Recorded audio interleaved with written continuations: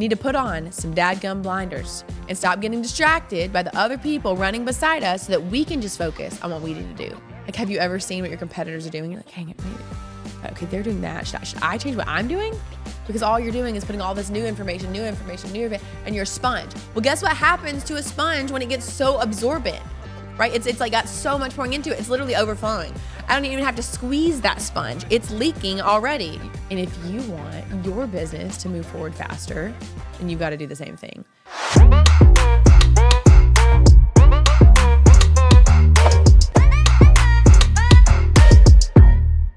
Did you know racehorses wear blinders?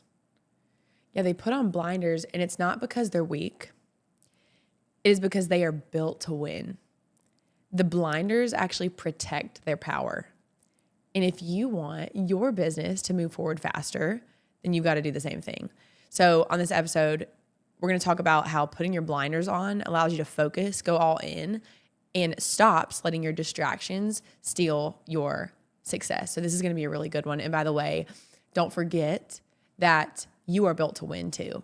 And that is why you belong in the room with other winners in the Win with Paid Ads Challenge. You'll be in a room with other 6, 7, and 8-figure entrepreneurs. And it is an incredible place for you to think about advertising in a completely different way than you ever had before. And listen, I've been doing advertising all day, every day for over a decade for Fortune 500 companies. I spent over $200 million on ads. I've run a multi-million-dollar company myself because I'm helping other business owners and entrepreneurs with 6, 7, and 8-figure businesses just like you do the very same thing. You belong in that room, and it's going to be incredible. And so is this episode. So let's jump in. So this blinder analogy is so cool. So racehorses, the reason that they wear those blinders when they're running is to stay focused, avoid panic, and not be distracted by the other horses. How many of us need to put on some dadgum blinders and stop getting distracted by the other people running beside us so that we can just focus on what we need to do? We are human beings. It happens all the time. But you will actually run faster and straighter when you're not looking side to side, right? When you're doing this constantly and you're left and right, you can't be focused on where you're going and get there as quickly as you can when you don't look side by side. So I want you to, there's a few different things I'm going to ask you to do today. There's actually probably 5 different things I'm going to share with you today about your focus. And so the first one is the reasons that you're putting on your blinders. Okay. So the first thing you have to do is put on your blinders to block the negativity, because I really want you to think about this. You don't need more strategies. You need less distractions. You need to put on these blinders and be able to focus. And the reason is to block negativity. That's one of the reasons. Maybe it's fear. Maybe it's imposter syndrome. Maybe it's judgment. Maybe it's other discouraging voices that are in your life. But you have to filter what gets in here, okay? You have to you really have to protect your momentum in order to control your output. And if you are letting your momentum be distracted by other people who are running beside you in different lanes at different times, you simply will not get where you want to go as quickly or as happily, because that negativity is going to steal some of that happiness from you. And it's not just annoying. It is a form of distraction disguised as a concern. And actually what's interesting is this Harvard study found that negative emotions actually reduce your cognitive ability and decision-making accuracy by up to 30%. So you simply being negative is actually literally affecting your brain and your decision-making process because you were being so negative. That is why I love encouraging my clients to say what they offer is for and not for, because when you are surrounded by people that are negative and everything always happens to them and it's just so draining, then you're going to feel drained and you're going to love what you get to do so much. So if they're like, hey, I'm getting clients for my ads, they're not the right ones. I'm like, well, let's be more clear and specific and put on our blinders and only talk to the people that we want to sell to. And I just want you to ask yourself, like, if you wouldn't take business advice from someone, don't let their opinions take up rent in your mind, right? And even if you would take business advice from them, really think about, is now the right time for me to listen to this? I can't tell you how many times it's like, I need to just finish this one book before I start this other one. I need to just focus and really focus on this one thing before I do this next thing. So that's why the second thing that you can really think about when it comes to blinders on is putting your blinders on around your competitors. So watching what others are doing can make you actually question your own path even when it's working. Am I the only one that's ever felt like that? Like, have you ever seen what your competitors are doing? You're like, hang it, maybe, God, okay, they're doing that. Should I change what I'm doing? And it's such a distraction. Put on your blinders. I had to put my phone in another room the other night. I think I talked about that. I was like, I accidentally got sucked into this hole on my phone. And I was like, I was like, man, I've been in a warp zone or whatever. And I'm like, I had to toss this thing. I'm like, this was not good for me. God, how long did I go? Right? That is not good because it makes you question if you're even doing the right thing. And that comparison delays you taking action and actually makes your lane feel unclear to be in. It's not good for you. Sometimes we just got to put on our distractions or our blinders to eliminate distractions, especially from our competitors. I just wanted to remind you really quickly that if you haven't joined the Win with Paid Ads Challenge, the doors are closing soon. And just as a refresher, this is 5 days of you and or someone on your team learning my 5-part strategy to scale your paid ads. So day 1 is messaging, which is what you say and how you say it. Day 2 is setting, which is all the different places you can place your ads. Think Google Ads versus YouTube, Meta, or TikTok. Day 3 is targeting, which is how you can get in front of your exact right person. Day 4 is testing, so you can know what to test and how to improve your ads. And day 5 is scaling and profiting and how you can 10x whatever you're spending on your ads now so that you can have more profit and return and impact, which is ultimately what you want, right? So click the link below and I cannot wait to see you in the Win with Paid Ads Challenge. Every minute that you spend watching your competitors is a minute that you're wasting not sharpening your own edge. Think about what you could be doing with all the time that you're spending watching someone else. What if those minutes added up? Like ads add up. What if those minutes added up to 4 minutes here, 12 minutes here? And next thing you know, a month later, you're like, oh, I actually had like 7 hours to learn ads, to do ads, or to get ads set up for my team. I was just in this hole of comparing myself to other people. So according to a Psychology Today study, social comparison is linked to increased anxiety, and reduced self-confidence, which directly impacts your business momentum. I know you're not surprised by it, but why are we still doing it? Or are we still getting so distracted by our competitors instead of like staying in our lane? And so one thought I want to share with you as you consider learning ads, like in your ads, your clarity wins. And you can't write or run confident campaigns if you're constantly second guessing your direction based on somebody else's. Like when you just say, I'm doing my lane and I'm going, your ads will perform better because you're more excited about it and you're so clear and your blinders are on so that you can focus on you and your business and your path. So the third reason you need to put on your blinders is to protect your mind space. And one thing I've seen my clients do, and I love them so much because they're so eager to learn, sometimes what they do is they overlearn, all right? You can overdrink, you can overeat, you can overdo your makeup, you can also overlearn, all right? Don't be listening to 5 books, 37 podcasts, 17 training courses all at once. Because then people are coming to be like, oh, well, I heard over here. It's like, what if for 1 year you said, these are my 1 to 3 people that I'm going to really listen to? People have said, I'm in another coaching program. I'm like, great. Well, is it about paid advertising specifically? It's not. Okay. Then you need to do this. And you can still have that 1 or other 2 people. And those be your guides. Those be your polls. It's almost like you're paying a consultant in your business. One of my clients, I love her so much. She owns an incredible interior design firm. And she was like, I feel like I could have paid for another like employee instead of like paying for all this coaching. And I was like, if you actually think about it, you're paying for a coach, which is a consultant, which is someone that you're paying to be a part of your company and your team. Like you are paying for a teammate, honestly. It's just you don't have to pay benefits and give them unlimited paid time off and all these other perks. Like you're actually paying for a consultant. That's what a coach is. So find those people and go all in on them and listen to them fully before piling on more noise with other people and other opinions, right? Because if you get too much input, you will have no output.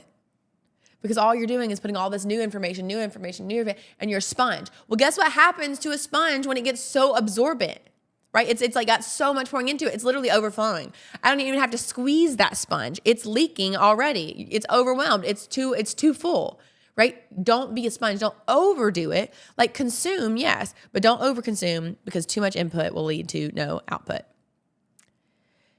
Because consuming too many voices will create confusion, but clarity comes from implementation, not always just more information. Take the information and implement. That is where the clarity comes from, because you will learn so much more by doing than you will simply just consuming. A University of London study found that multitasking and having multiple sources of information actually drops your IQ by up to 10 points, which is the same as losing a night of sleep. It's like, okay, so if you actually are truly trying to consume too much, you're actually like not able to be as effective with what you have. So consider honing in on just a few voices for a minute.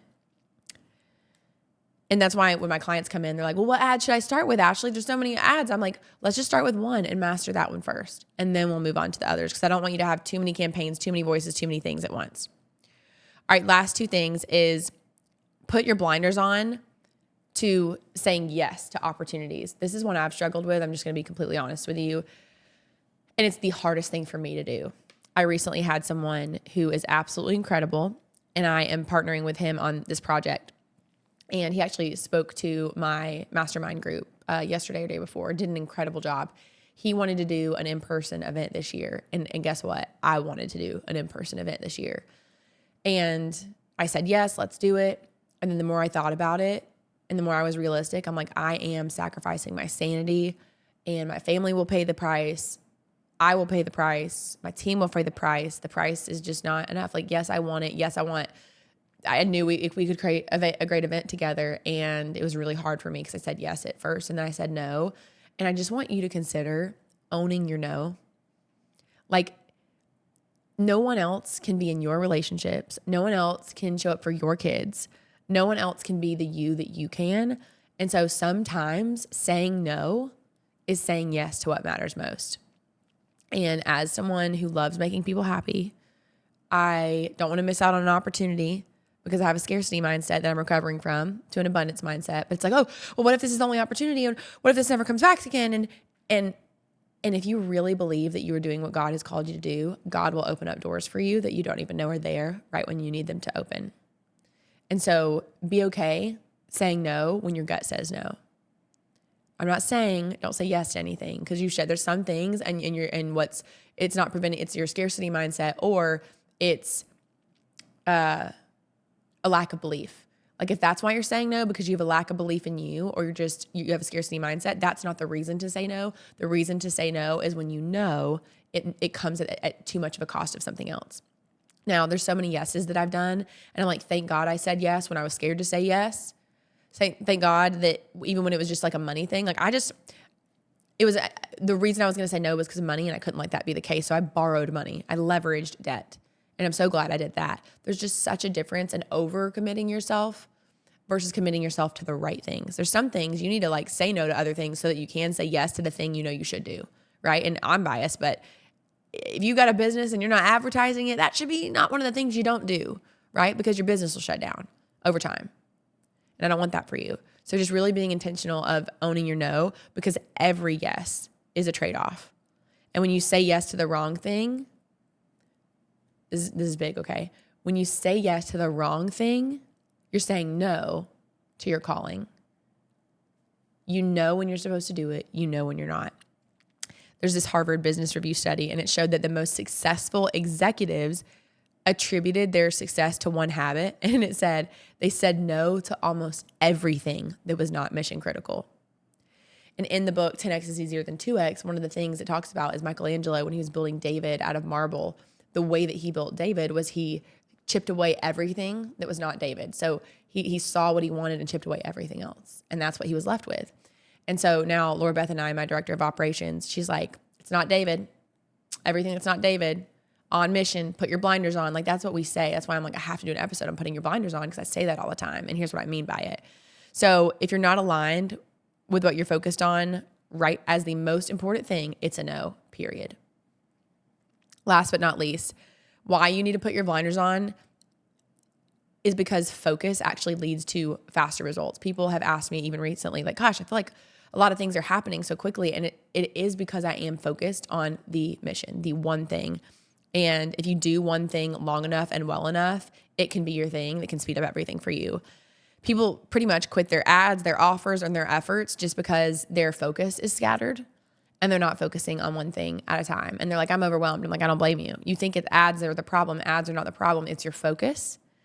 And it is you saying yes to too many things, right? So just stay focused on the one thing, because focus isn't just discipline. It is truly your fastest path to mastery. And there's this study from this book called The Deep Work by Cal Newport. And it says, focused work leads to 400% increased productivity than distracted or multitask work. You think you're multitasking, I promise you, you will not be as productive when that's the only thing that you focus on.